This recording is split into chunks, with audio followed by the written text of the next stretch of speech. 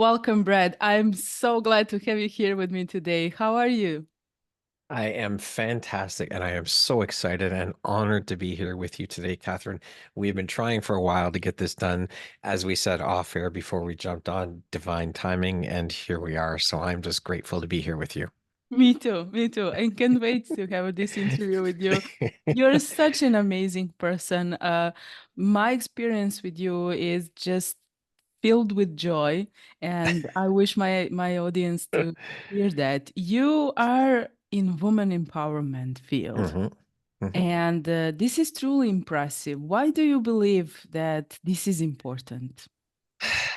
Well, I think I think more men need to get on board with standing behind our women, sorry, not standing behind, standing beside our women. I think that we need to come together as human beings. More men need to stand beside our women shoulder to shoulder to let our women know that we are here to help, support, uplift, guide. I mean, women have been through so much with dealing with the patriarchy and all the other things that have come along with it.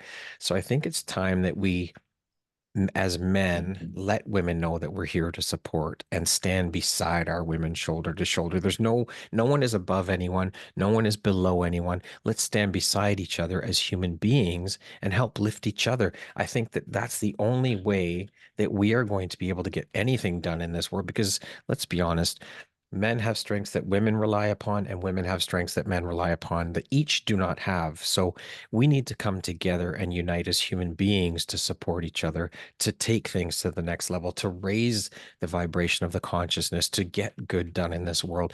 It's not going to happen unless more men get on board, unless we all come together, because it's not all the men's fault either. That we just need to come together. We need to recognize that we are human beings and that we need each other to raise the vibration of the collective. And that's the only way anything's going to get done, is if we come together as humans to do that. That completely resonates with me. And this is why I truly enjoy meeting you, and our friend Sarah connected us. And Yes. I'm really, really very grateful for that, because it's not so usual to see a man who is so hmm dedicated to this amazing call and this amazing job. Would you like Very to true. share your story with us a little bit? How this Yeah. actually unfolds?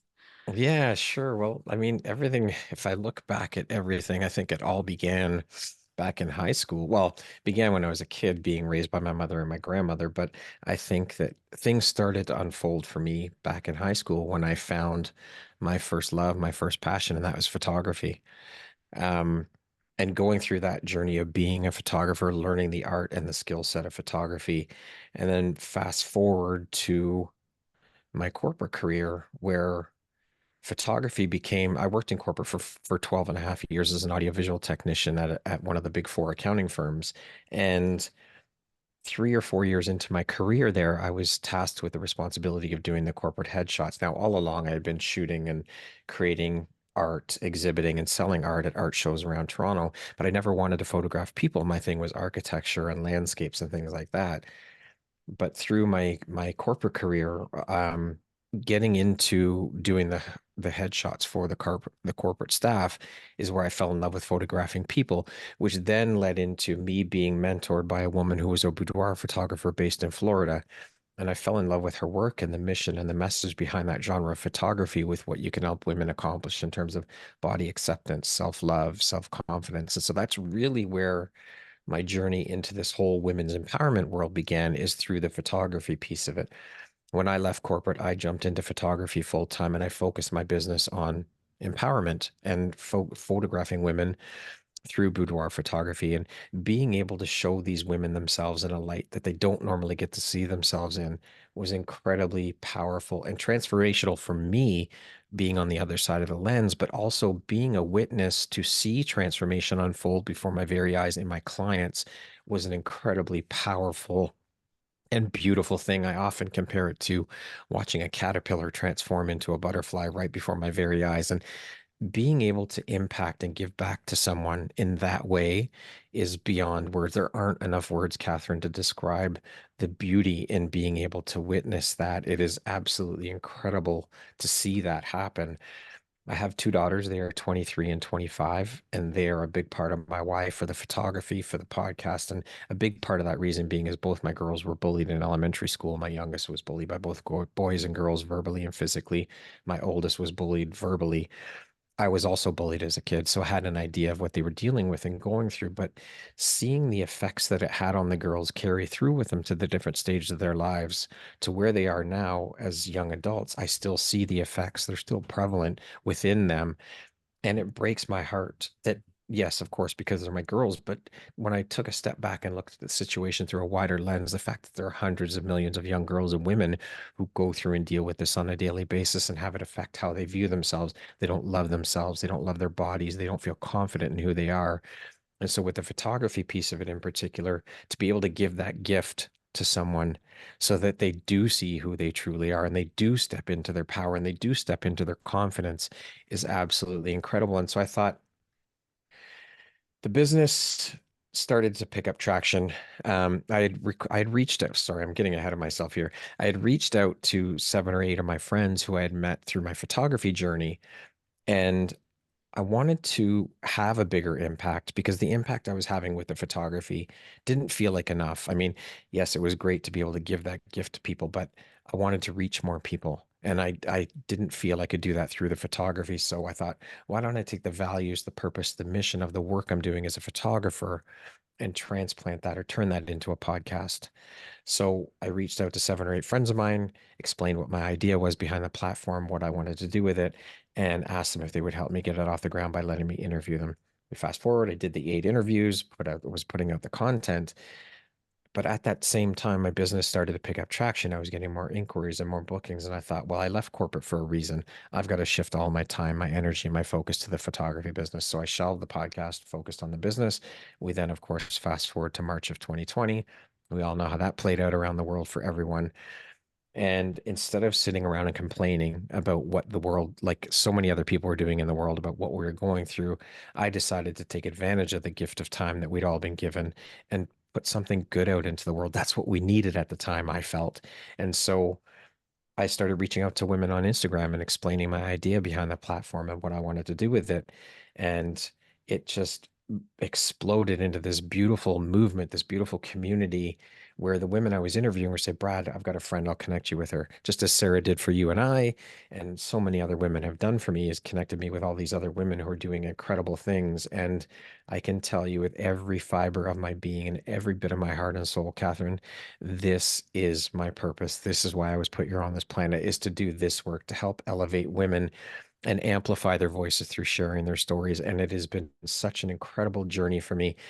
The podcast is 4 years old now, and I can tell you it has been four of the most incredible and beautiful years of my life. I have met some of the most inspirational human beings, you being one of them, Catherine. The other women that I've met, it has just been absolutely phenomenal. My mother and my grandmother are the foundation for all of it. I was raised by those two women. My mom left my biological father when I was 10. He was running around on her having an affair. And back in those days, of course, women stayed home to raise their children. Well, the husband was the one working. So when I look back on that, the fact that she had the strength and the courage and the resilience, and of course, the support of my grandmother, her mother, to stand up after 15 years of marriage and say, no more. I don't have to put up with this anymore. I'm taking my boys and we're leaving. And that's exactly what we did. We left with nothing but the clothes on our back. We moved into a one-bedroom apartment. My mom slept on a couch. My brother and I shared a bedroom. And she had to get a job after being out of work for 10 years because she sacrificed and stayed home with us to raise us, to give us what the stability of a family. And when she was at work, my grandmother would step in and help raise us. So for me, those two women are my heart and my soul. I wouldn't be the man I am today without those two women. I owe them a debt that is not repayable for all that they sacrificed and all that they did for me. And so these two women, along with my wife and my daughters, these five women, they are my why. They are why I do this. It's my way of saying thank you and giving back to women because of what these five women have brought to my life. Brad, just listening to you, I'm overwhelmed with joy. You know, I was bullied also when I was Hmm. in elementary school. Not so much in high school, but I was one of these girls also.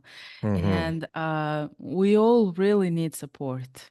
Yeah. I had support from my granny, almost just from her. you know, Hmm. and she was the lighthouse of my life. And what you've been sharing with us, and the way you tell the story, it's just incredible. Having more men doing what Hmm. you are doing, I think we could really awaken a lot of people and actually help them. I don't know if you are familiar, I will not mention the brand, but there was Hmm. one commercial which was very, very popular when women were coming to like describe how they look Hmm. Hmm. to someone who is drawing their picture, right? Hmm. And then they were describing themselves between each other. So the Hmm. guy who was doing the drawing was drawing again, and it was like a completely different person. Hmm. So when a woman was describing herself, the picture was usually very sad and Yes. it didn't express what other girls saw in her, right? Hmm. And this is just a little like a cherry on the top of the cream, but what you've been doing is so deep, and the community which you have built and the impact which you have created, I mean the positive impact in the world, it's truly, truly incredible. And I'm really grateful to have you here with us. Thank you. I am so grateful. And I'm so grateful to all of the members of my community because I know that there is no empowerography without all of you who have jumped on board to support my mission, my work. And yes, of course, I came up with the idea and I need to learn to receive more in Mhm. terms of accepting that I am the catalyst for this change because I came up with the idea, but I also want to all demonstrate and illustrate that all of the women who are part of the community, this wouldn't be happening if it weren't for all of you as well. So it is a team effort, a community effort, a group effort. We wouldn't be here if it weren't for all of us involved. Mhm. And that's what I want to stress. It's so important to me to let all the members of the community know that they are an integral part of where we are right now with the community, with where we are with the mission. It's everybody, it's a group effort, and we're working together to raise the vibration of the consciousness, to raise things up so that we can do better in the world because we can't do it by ourselves. You know, I was of the mindset that one person can't make a change, but I've come to learn over the past 4 years that I think it takes one person to start things. And Exactly. that leads Exactly. into the change. So we can't be of that mindset that one person can't make a change because one person can. It starts with one person, but then you bring everyone into and along with you for that ride to make the change. And that's how things start to happen, is when you Exactly. bring like-minded people on board. And when we create the ripple effect, right? Yes, Right. exactly. You just Exactly. said that you created a space for women Hmm. to share their stories. Why do you Hmm. believe that is so important for all of us? Actually, you just shared your story. Why is storytelling so important? I think I mean storytelling's been around for thousands and thousands of years. Women sat around in women's circles and shared stories. It is so important because I believe, and I hear this all the time from different women that I interview, that they don't believe they have a story. And I can honestly tell you, I believe every single person on this planet has a story. And I think it is your duty, your responsibility to share that story with the world because the world needs to hear it because someone, I can guarantee you, Mark, as I sit here with you right now, one person will be impacted by your story. I guarantee you there will be at least one person that gets impacted by your story. So by you sharing your story, you've helped someone else out there in the world. And when we do stand up and share our stories, when we share those vulnerable pieces of us, it gives others a permission slip to also stand up and know that it's okay to share your stories. And think of the ripple effect of that. When you see someone that you know that's part of your community doing something that you may not feel as courageous or strong enough to do it, when you see them do it, does that not make you feel a little bit better and think, wait a minute, if Catherine's doing this, I can do this too? Our stories are not the same, but when we do stand up and share those stories, it gives others the permission to know that, hey, it's okay to stand up and share our stories. And you could help someone know that although they may not have been through the exact same thing as you, it may be similar, and by you sharing your story, that is an example of, hey, wait a minute, Catherine's come through this. She's on the other side of it. I can do this too. That's why it's so important because we need to share our stories to help one another. Brad, I just had a tear in my eye because you reminded me when I was starting out, I was so afraid to say Hmm. anything about my life because I've Hmm. been through so many things, you know, so many painful things. Yeah. Everything that I've been through in vitro fertilizations. I mean, Sarah helped me to share that story Hmm. and the war and all of that. It truly was very, very hard for me. But when I did it the first time with a friend on her Yeah. podcast, actually, Hmm. I received so many messages and so many emails that I couldn't even imagine how many hearts I have touched. Exactly. And this became a part of who I am today. And people started like supporting me and being there for me. And I Hmm. was just thinking, well, this was really my responsibility, and you know, I'm very grateful that I had the opportunity to share that. So I'm very grateful to you also because we did Thank podcast you. on your show, and I had an Hmm. opportunity to share that and to show other people and women especially that we Hmm. really can get to the other side, and this Well, is what you're magically providing for all of us. thank you. Well, think about how good that made you feel to get those emails and messages Yeah, in I response to couldn't sharing your imagine. story. Like it was like unexplainable. It fills your heart, it fills your soul. It makes you feel so good when you know that you've touched someone's life and helped them. I saved the screenshots. Yes. There you go. See, it's, you know what? I think that's great. I think that's beautiful that you did that because listen, just because we've gone through stuff and come out the other side does not mean it's not going to come back or that we're not going to go through different things, right? So when we do go through those other things, you can go back and look at those screenshots and remember just why you did what you did. Remember that you've been through what you've been through and that it has helped someone. And that makes you feel good to be able to shine a light and help someone else through that. Exactly. And when Oprah said that the schools she built in Africa are going to be her Hmm. legacy, my uncle told her, no, every heart you touch is going to be your legacy. And this is actually what we're doing, both of us, in Yeah. a different Yes. ways, but Hmm. this is our mission. So Yeah. why do you believe that men should be involved more in advocating for female empowerment? Because I think when men stand up, like what I'm doing with my platform, I think again, it's when we set an example, it gives other people the permission to know that it's okay. And if one person does it, more people will see it and maybe they'll jump on board. It will spark something and then it will inspire them to do the same. I think, again, it goes back to what we said earlier that if we come together as human beings, instead of this masculine versus feminine competition stuff, we don't need that. We need to come together as humans and rise up together. We cannot do this thing called life alone. We cannot do entrepreneurship alone. We need each other to support each other, to make a difference, to have an impact in the world. And more men just need to get involved in the conversation. Women need to hear where men are coming from. So more men need to stand up and start sharing their thoughts and their opinions and helping out. We can't do this alone. We have to come together and raise each other up, lift each other up, cheerlead each other, support each other. There's no other way through this unless we come together as human beings. I couldn't agree more. I couldn't agree more. And thank you for everything that you do. If someone would like to reach out to you or Mhm. maybe be a guest on your podcast or do something beautiful with you, what would be the best way?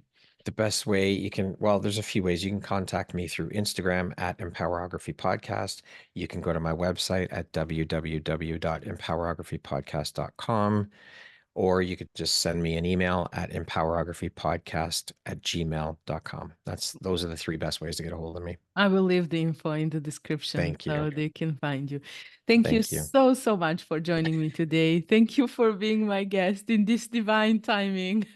Oh, And I truly, truly enjoyed, like always, connecting with you. And I hope you did too. absolutely, Catherine. Thank you. I cannot thank you enough for the opportunity to be in your community, on your stage, on your platform, to share the work that I'm doing. It is an absolute honor and a pleasure to be connected to you, to call you a friend, and to know you. Thank you so much for this opportunity. I appreciate you so much. Thank you for everything you are and everything you do. Bye bye. Thank you. Bye.